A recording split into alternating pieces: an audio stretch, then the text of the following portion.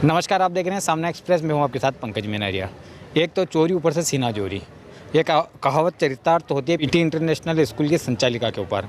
हमारे साथ में उनके साथ में काम करने वाले शौकीन जी नागदा खड़े हैं। इनके साथ में उन्होंने क्या फर्जीवाड़ा किया है, क्या घटनाक्रम किया है, ये बताएंगे। किस तरह फर्जीवाड़ा हुआ आपके? सर, मैं शौकीन नागदा रेल दिल्ली का निवासी हूँ। जब मैडम ने स्कूल खोला था, उस स्कूल के साथ में उन्होंने मेरे को बोला था कि अब हम आपको 10,000 रुपये महीने से हमें आपको रखेंगे और आपको कंपनी छोड़ना हो छोड़ दो और आप यह मैनेजमेंट करना। मैंने साथ में रह के उनके बच्चों को एडमिशन करवाया, स्कूल खुलवाया, काफ़ी दिनों से उनके साथ में रहा। फिर उनके बच्चे अच्छे अधिकतर हो गए, उनकी नीयत में खोट आई थी। उन्होंने मेरे को बोला कि हम इतना पेमेंट नहीं दे सकते हैं, हम आपको 5,000 रुपये दे सकते हैं। तो मैंने तुरंत वापस छोड़ के मैंने कंपनी वापस ज्वाइन करी। कुछ दिनों के लिए उन्होंने मेरे से बोला कि आप मंडी का काम करो, सोयाबीन लो, जो पैसा रहेगा हम आपको देंगे। और उसके बाद मैंने उनको मंडी के माल लेने के लिए यहाँ पर ली और उन्होंने मेरे को एक चेकबुक थी जो उन्होंने उनके पास रख ली। बोले आप जिस दिन मंडी का माल देते रहोगे उस दिन आप चेकबुक लेते रहना।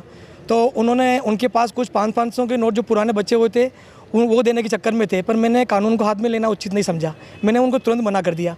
फिर मैंने उनको पैसे थे उनके माल बेच के उनको लौटा दिया। मेरी चेकबुक चोरी कर ली और मैंने उनसे संपर्क करा तो बोले हमारे पास चेकबुक बिल्कुल नहीं आपकी और आप कोई तलाश करो कहीं गिर गई होगी।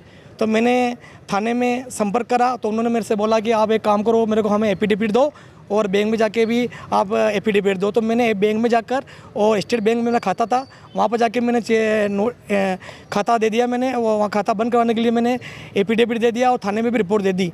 और उसके बाद उन्होंने बोला बेफिक्र हो, आपके पास जो भी चेकबुक हमें पता लग गया तो हम तुरंत आपको जानकारी दे देंगे। इसके बाद 1 साल बाद मेरे पास महेश पाटीदार जी वकील द्वारा नोटिस आया मेरे पास, बोला आपकी चेकबुक बाउंस हो गई। तो मैं काफ़ी डरा हुआ था, मेरे को समझ नहीं पा रहा था क्या होगा। और मैं डर के मारी मैंने मेरे पापा से संपर्क करा और मैंने मनीष भैया जोशी वकील साहब संपर्क करा, मैंने वो जमानत करवाई। और मनीष भैया कहना ये हो रहा है कि आपको जब चेकबुक गुम हो गई और उसके बाद आपके थाने में रिपोर्ट है और बैंक से खाता गुम हो गया है तो उसके चेकबुक गुम हो गई है, तो उन्होंने आपको नोटिस कैसे भेज दिया? आपने बैंक में खाता बंद करवाने के लिए कितनी तारीख को संपर्क किया आपने? मैंने 12/6/2020 को ही शायद संपर्क करा मैंने, और उसके बाद मेरे पास रिसीट भी है और थाने की भी रिसीट है। उसके बाद में आपके पास नोटिस, चेक बाउंस का नोटिस कितनी तारीख को आता है? सर, मुझे 6 महीने बाद महेश पाटीदार जी द्वारा प्राप्त हुआ था और उसके बाद उसका वकील का पत्र का मैंने जवाब भी दिया था। फिर 3 महीने के बाद मेरे पास 138 का पुलिस का जमानत का वो आया था मेरे पास। तो उसके बाद मैं आप ये बताइए, आप कैसी मानसिक प्रताड़ना झेल पा रहे हैं? सर, मानसिकता ये है कि फिर भी सर मैं डर के मारी मैं 1.5-2 लाख रुपए देने को तैयार था, पर उन्होंने उनके परिवार में साथ दादागिरी करी और मेरे पापा को टेंशन दी। बोले आपको बच्चों को मरवा डालेंगे और हम बड़े बड़े लोगों से संपर्क में हम पैसे लोगों को दे के खरीद लेते हैं और अभी तक आपकी कोई सुनवाई नहीं कर रहे हैं, बच्चा बहुत परेशान हो रहा है, आप पैसा दे दो। तो मैं उस टेंशन की मारी मेरे पापा को अटैक आ गया।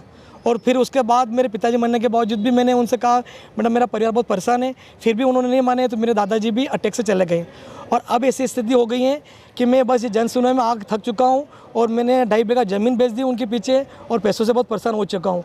अगर मेरी जन सुनवाई में और मेरे आगे से मेरी कार्रवाई नहीं होती है और मैं साथ मेरे बच्चों लेके मेरे परिवार लेके मैं आत्महत्या कर लूँगा। अगले मंगलवार तक मैं गलत कदम उठाने को पूरी प्रावधान है, अगर मेरे एसपी साहब और कलेक्टर साहब मेरी कार्रवाई नहीं करते हैं तो। अभी आप यहाँ आए तो क्या आपको अभी कलेक्टर साहब ने मुझे बोला आप चिंता मत करो, मैं अभी एसपी साहब को यहाँ आवेदन भेज रहे हैं और बहुत जल्दी आपकी कार्रवाई होगी।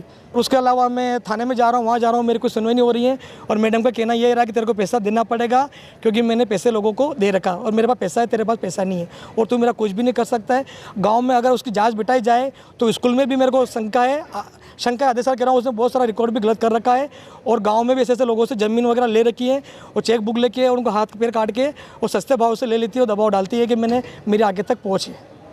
ये थे हमारे साथ में शौकीन नागदा रेली दिल्ली की निवासी। इन्होंने बताया इनके साथ में किस तरह का धोखाधड़ी हुई और क्या किया है उन्होंने। बाकी खबरों के लिए बना रहिए आप हमारे साथ।